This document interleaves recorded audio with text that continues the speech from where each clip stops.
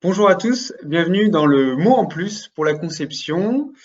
J'aimerais vous définir un petit peu ce qu'est la conception et après rajouter deux autres mots par la suite. D'abord, la conception, pour moi, et donc ce qu'on aimerait vous transmettre par l'intermédiaire de cette formation en ligne, c'est de concevoir, de créer un objet, d'obtenir un objet en accord avec le besoin voulu, d'accord? Donc, la conception vient en amont de la préparation de fabrication.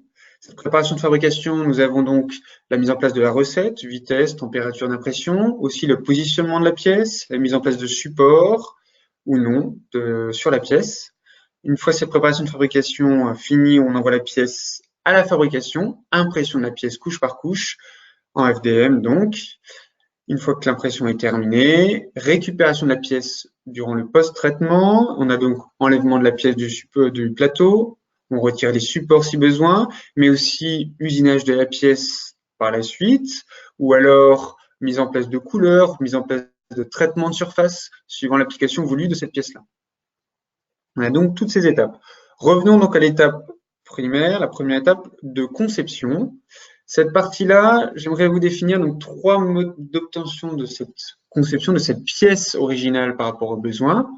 On a d'abord Internet, qui permet d'obtenir des pièces grâce à des banques de données gratuites en ligne pour suivant différentes applications. Il y a énormément de données qui peuvent être protégées ou non par les droits d'auteur, à faire attention bien sûr.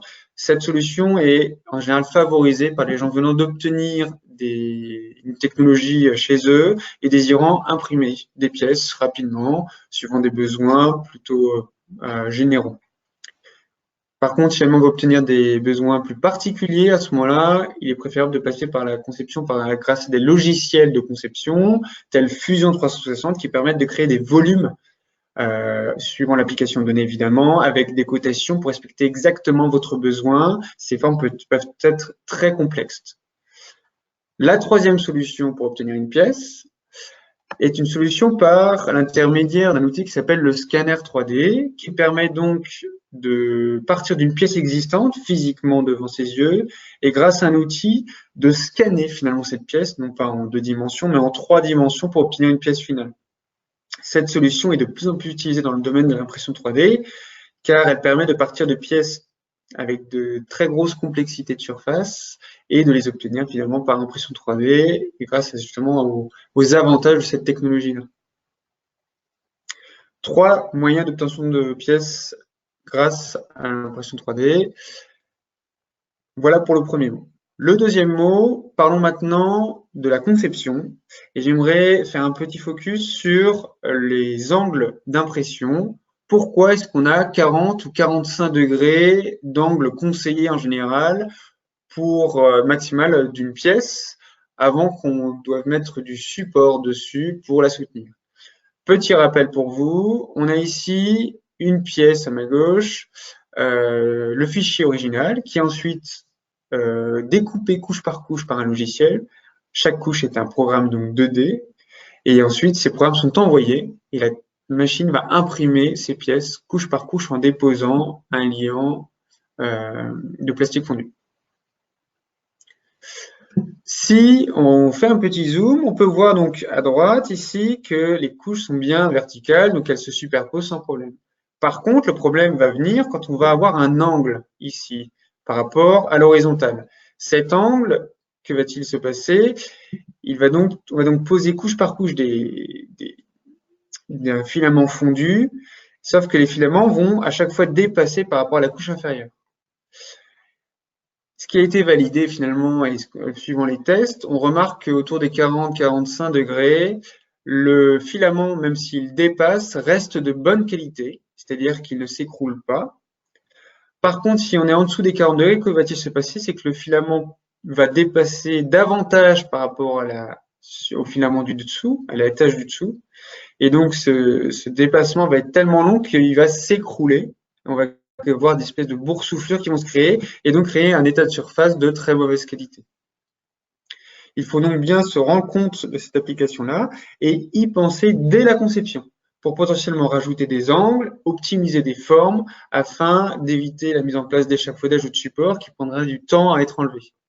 Par exemple, ici, on a donc un cylindre qui a été fait un perçage qui a été fait dans une pièce.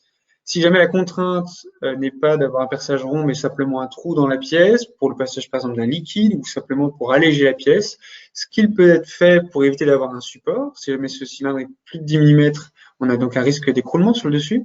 Donc si on veut éviter le support, à ce moment-là, il est conseillé de changer cette forme et de faire une forme un petit peu pointue avec du coup des angles de côté à 40-45 degrés permettant de réaliser ce cylindre sans support.